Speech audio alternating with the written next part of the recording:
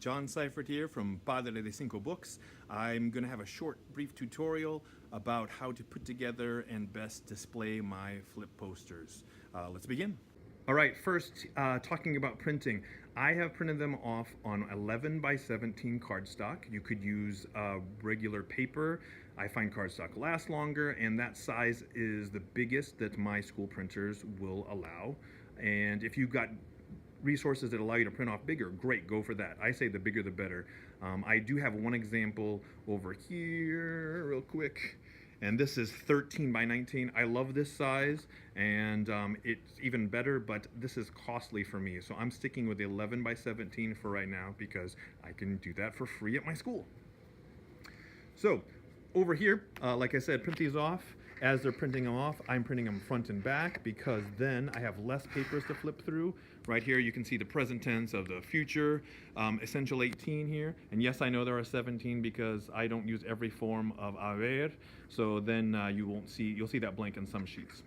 And so like I said, printed front and back. I've got them in the traditional order of yo, tú, él, ella, usted, nosotros, nosotras, ellos, ellas, ustedes. And I've also got the infinitive on each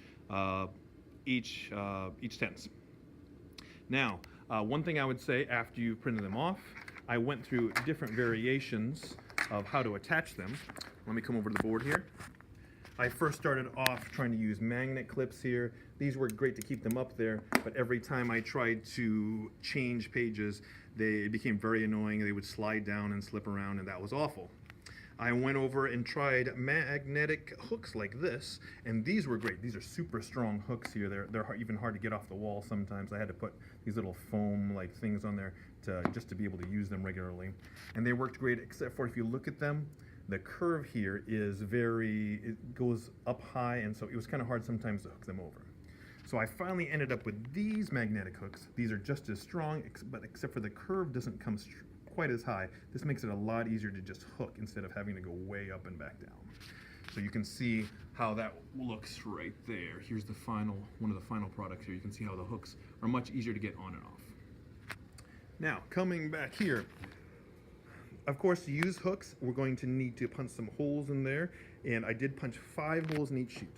If I open this up, let's look at the present tense, or I'm sorry, the future tense of the yo, and if you look, I have 2 at the top of the sheets, 2 holes, and then 3 at the bottom. I decided to have 3 rings to hold them together. That worked great. I think 2, sometimes it would get a little bendy in the middle, so I think 2 works better. Placement-wise, let me grab a ruler here real quick. They're about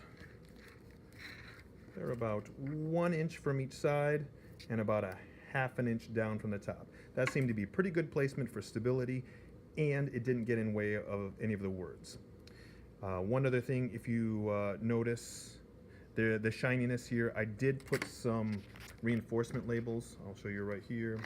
Here's some reinforcement labels. I went with a clear one since each page is a different color. I didn't want to have to worry about little white circles, and clear ones work perfectly.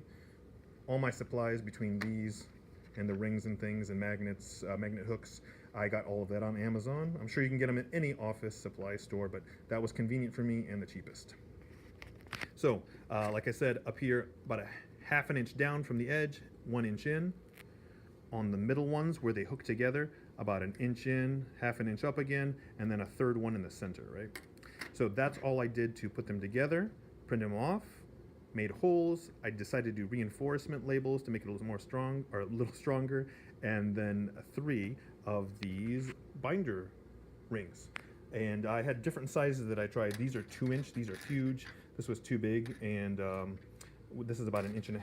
Here's the inch, which is what I went with, and then 3/4 of an inch. This became too small. It became hard to flip sometimes. The curvature of that is a little bit too much, but the 1 inch ones here were probably the best choice, for me anyways.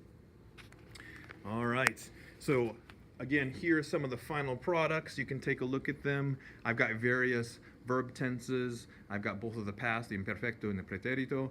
I do have some other ones that I'm not offering quite yet. I've got some that are adjectives like physical descriptions and personality descriptions and so on. Over here you can say there's some pages that have feelings, colors, I also have some that if you flip them down, you can see I've got numbers underneath there as well. Some of those number grids I made my own to fit up my flip posters and so on.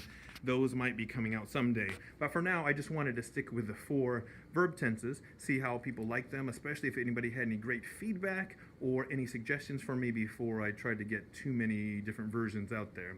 So again, if you do have any questions, concerns, or feedback that you want to give me about these, I would love it. Let me know if there's anything else I can do to help you with these flip posters.